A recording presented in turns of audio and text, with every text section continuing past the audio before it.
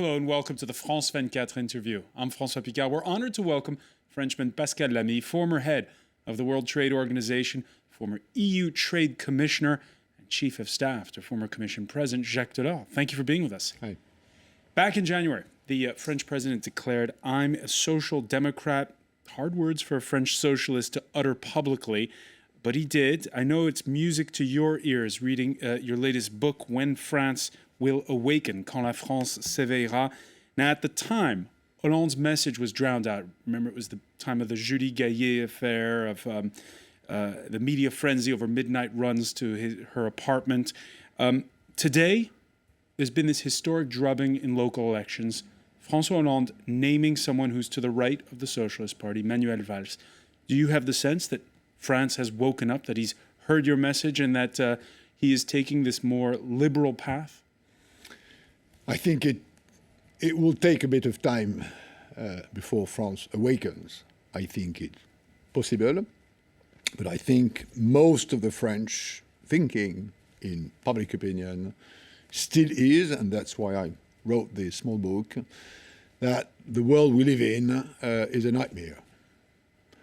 That the world we live in is threatening France as a country, as an economic and social model. And I'm trying to explain to my compatriots, although I've been living outside of my country for a very long time, but maybe because I've been living out of my country for a very long time, I'm trying to explain to them, don't fear the world. Just look at it as it is, with its bright sides, with its dark sides, and then do what others have done, which is reforms, keep going on, keep changing in a world which is changing every day, every month, every year. I think the shift he took when he recognized as a sort of, big public proclamation, I am a social democrat, which would raise no problem to any progressive whatsoever on this planet, on whichever continent, is a shift in the right direction. Now, I knew that you were not yourself a candidate to be in the cabinet when I read in your book, France stopped being a great power in May of 1940. No, I've been asked publicly whether I would But candidate when for you prime minister, say for this, minister. this is not something the French like to hear. Yeah, but if you want, I don't want to become prime minister. I don't want to become a minister. I'm 67 years old. I think I can be useful to my country and to the sort of public life without being a minister. But do you really believe that France stopped being a great power in May of 1940? Yeah, I think that's a political reality. That's something that happened in history. But that doesn't mean that in the world of today or tomorrow, France cannot regain the sort of influence it has had in the past. After all, in terms of branding, this country has a huge brand value in the world, which in my view, it is under leveraging. And the reason why it's under leveraging is that it is not doing enough, nor is it doing it at the right speed in terms of reforming what needs to be reformed in order to reduce unemployment, to fix this huge public expenditure problem we've had for 40 years, and to improve the deteriorating competitiveness of this country. And we're hearing on that point two messages out of the new team. On the one hand, we're getting the word that there is going to be belt tightening, that they're going to pursue this trade-off between less payroll taxes, less taxes, and at the same time, the hope that employers will hire more. But at the same time, the French are telling Brussels, well, we're not going to meet our deficit reduction targets. Do you think that Paris is right to play hardball on that? I don't think it's a question of playing hardball. After all, the French discussing with Brussels is the French discussing with the French. Brussels is not something on another planet. Today, the German finance ministers weighed in, backing what the Commission said, which was, a stern warning to Paris. Look, when you've taken a commitment that has to do with your macroeconomic policy and your finance vis-à-vis the market, vis-à-vis Brussels, you have to abide by it. Now, if it's a question of 0.1 or 0.2% of GNP, provided reform goes in the right direction, and there's always a trade-off between what you have to do short term to improve your fiscal balance and what you have to do medium and long term to improve the competitiveness of your country. If things go in the right direction, I think the people in Brussels, who after all are doing what countries like France ask them to do, it's not something of an external rule. The Europeans have decided to entrust the Commission with a proper monitoring and surveillance of public finance in European countries. I think this is perfectly doable. It's a question of direction. Yes, France has to improve its fiscal balance. It's been outside balance for 40 years.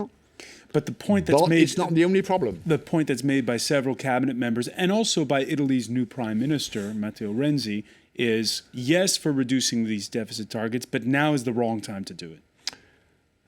I don't think it's the wrong time. In a country like France, the first line of expenditure of the public budget of this country is debt. We pay for debt more than we pay for education every year. This is wrong. And we knew that it wouldn't be going on this way for years again.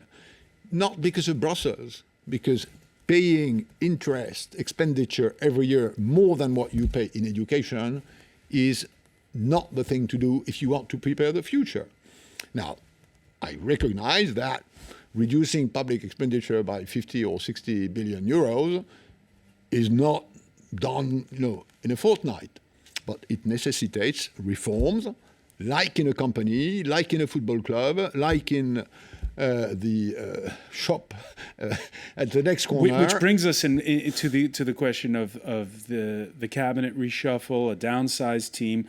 The big criticism of the previous one was you didn't know who was calling the shots at the big building that houses the finance ministry. You had several ministries competing. So who's going to have who is going to be calling the shots? Because you have the head of the left wing of the party, Monsieur Montebourg, who is his portfolio is bolstered, and on the other hand, you have the guy who's going to be going to Brussels, the new finance minister, Michel Sapin. Yeah, but look, it's a diverse majority in Parliament.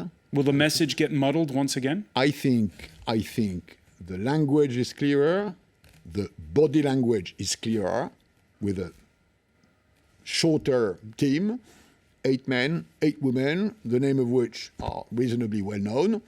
The next question is whether the action will follow the language and the body language. Your book, you write, the financial crisis revealed Europe's lack of daring. Where would you like to see France and Europe dare? I think what the financial crisis showed was that the elements of solidarity within the European system, institutionally, financially, were not up to the level of economic and social integration, which the building of Europe has resulted in today. But that's been addressed in a piecemeal fashion, Brussels will say. True, that's correct, and it probably couldn't have been done otherwise because it had to be done very urgently, and you had to fix things as the fire was going on. Fine with that. There was no time to negotiate new treaties, new constitutions, to do new referendums. This will have to be fixed in the future. So far, the good news is that it was done. True, it was done in a way which is a bit patchy. Okay, but we're not about aesthetics. We are about things working or not working. And I think Europe is back to a track that could improve its growth in the future, which remains the big problem. If you look at Europe and you compare it to other continents, we are still in the slow lane. And if we remain in the slow lane, what Europe means in terms of way of life, this sort of balance between economic efficiency and good social systems, will not be sustainable. So at the end of the day, more growth for Europe is preserving, entertaining Europe's influence, Europe's identity. All right, the need for push for more growth. Before we go, You're the former head of the World Trade Organization. Your thoughts on the standoff right now between Europe and Russia, between the West and Russia? What's the best way to deal with Vladimir Putin right now? Do you isolate him in terms of trade relations? Well, trade sanctions are a very difficult tool to use. If you look at economic history. When the French foreign minister says, for instance, I'm going to suspend perhaps the delivery of warships. Okay, but that's not normal trade. That's weapons. And as we all know, weapons are not normal trade. As, by the way, are financial or investment sanctions. If you look at trade normally, if you want to use trade sanctions, you need a legitimization by the UN system. And by the way... Has to go through the UN. You have to go through the UN. And by the way, we all know that the real problem of trade sanctions is not how much am I going to harm you with my sanctions. The real issue is how much am I ready to harm myself with the sanctions I will impose on you. After all, the reason why we trade, if we trade, is not that we love each other.